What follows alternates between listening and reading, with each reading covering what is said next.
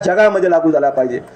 आणि यांना जर शरिया कायदा पाहिजे असेल तर यांनी ताबडतोब ही भारत भूमी सोडून त्यांना जिथं जायचं असेल, मग दुबई असेल, पाकिस्तान असेल, यांचे जेवढे अरब कंट्री तिथे जावा।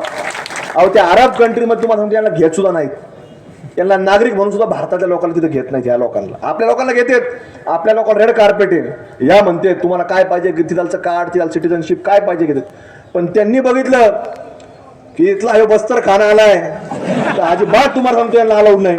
त्यानंतर कशाला आला, फिरायला आला, चरायला गेला, 15 दिवसाचा व्हिसा द्या, याला बाहेर काढून द्या, घेतच नाही तिथे हे लोकांना, भारतातल्या कुठेच घेत नाही त्यांना।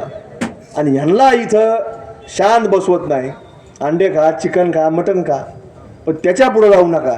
त्याच्या पुढे गेलं ना तुम्हाला ते अफजल खानाचा कोतळासारखा तुम्हाला कोतळाच बाहेर काढावं लागेल, मग तुम्ही त्याच्या पुढे जायचा प्रयत्न करू नका। त्यामुळं ह्या लोकांनी तर नीट राहावं।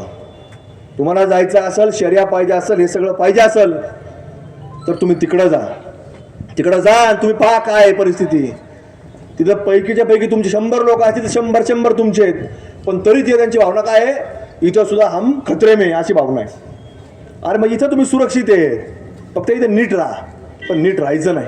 आणि राहायचं नसेल तर बापू आपल्याला थोडे दिवस ते सगळं बाजूला ठेवून आपल्यालाच मला वाटतं शरिया कायदा आपला हिंदूंचा लागू करावा लागेल यांच्या विरोधामध्ये। अशी वेळ आपल्यावर आहे, ते लोक आपल्याला वेळ आणायला लागलेत तशी। म्हणून आम्ही मागणी करतो तुम्हाला तशी काय वेळ या भारत भूमी आणू नका। हा छत्रपती शिवाजी महाराजांचा आहे, हा धर्मवीर छत्रपती संभाजी महाराजांचा आहे, हा महामानव बोधिसत्व डॉक्टर बाबासाहेब आंबेडकरांचा भारत देश आहे, हा पुण्यश्लोक अहिल्यादेवी होळकरांचा भारत आहे। या भारत भूमीमध्ये लोकशाहीर अण्णाभाऊ साठेंसारखे लोक या महाराष्ट्राच्या मातीतून घडले आणि त्यांनी समाज प्रबोधनाचं काम केलं। संत गाडगे बाबांनी या महाराष्ट्राच्या मातीतून स्वच्छता संदेश दिला।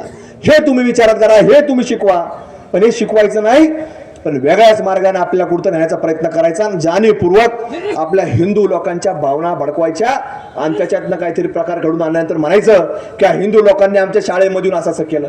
म्हणून पोलीस प्रशासनाने लक्षात घ्या की आमच्या लोकांनी काय केलं, आमच्या लोकांनी काही नाही केलं। तुमच्याकडे पोलीस केसची मागणी केली, तुम्ही 4 दिवसांनी दाखल केली, तुम्ही आता ऐकायला म्हणून आम्ही हिंदू जन आक्रोश मोर्चा काढला, हे आमची मागणी। पण आम्ही कधी कायदा हातात घेतला नाही, शरिया कायद्याची मागणी आमची नाही। आम्ही या डॉक्टर बाबासाहेब आंबेडकरांच्या संविधानाला मानून आपल्यापर्यंत लोकशाही मार्गानेच केलं। हे राष्ट्र हिंदूंचं आहे, हा महाराष्ट्र हिंदूंचा आहे, पण तरी देखील आम्ही इथं लोकशाही मार्गानेच वागत आहोत आणि त्याची दखल तुम्ही प्रशासनाने घेतली पाहिजे। पण तुम्ही उलट करता, जे लोकशाही मार्गाने करता परवानगी घेतली का? भोंग्याचा आवाज तुमच्या याच्या मीटरपेक्षा जास्त आला, आमक्याचं फारणं झालं, गर्दीतलं होती, त्यांनी तिकडं जाताना इकडंच बघितलं, त्यांनी ती घोषणा दिली, याच्यावर ते गुन्हा दाखल करा। अरे हे काय, ही मोगलाई आहे आणि ही मोगलाई तुम्ही वागवायचं काम तुम्ही करू नका, आमच्या हिंदू लोकांना टार्गेट करू नका। मग आम्ही लोकशाही मार्गाने हे सगळं काम करत असताना जाणीवपूर्वक फक्त हिंदूंना टार्गेट करून कुठेतरी दाबण्याचा प्रयत्न हा काही प्रशासनाच्या अधिकाऱ्याकडून केला जातो। पण तुम्ही जर अशा मार्गाने चालत असताना अधिवेशन चालू आहे, आता आम्ही पुढच्या आठवड्यामध्ये या सगळ्या विषयावरती आम्ही तिथं मागणार आहे मुख्यमंत्री साहेबांकडं, आणि मुख्यमंत्री साहेब आम्ही त्यांना सांगणार आहे की या महाराष्ट्रामध्ये जालना जिल्ह्यामध्ये परतूर सारख्या परिसरामध्ये आज ही शाळा आहे, ही शाळा अधिकृत आहे का, हा एक फार मोठा प्रश्न आहे। अटक एक महिला झाली, अटक कोणतं स्क्रिप्ट बसवणार झाला, विश्वस्त किती झाले अटक ते माहिती नाही, कारण ट्रस्टवरती एकटाच नसणार आहे। किती झाले, सगळे झाले का? 3च झाले, बाकीचे कुठे आहेत? पाकिस्तान कुठे गेले? हे लोक का अटक झाले नाहीत? आणि ती इमारत ही अनधिकृत आहे असं कळालंय, त्यामुळे ती ताबडतोब पाडून टाकली पाहिजे। कारण ती इमारत ती काय फक्त एखादी इमारत नाहीये, ती आपण एखादी म्हणतो ना भंगलेली वास्तू,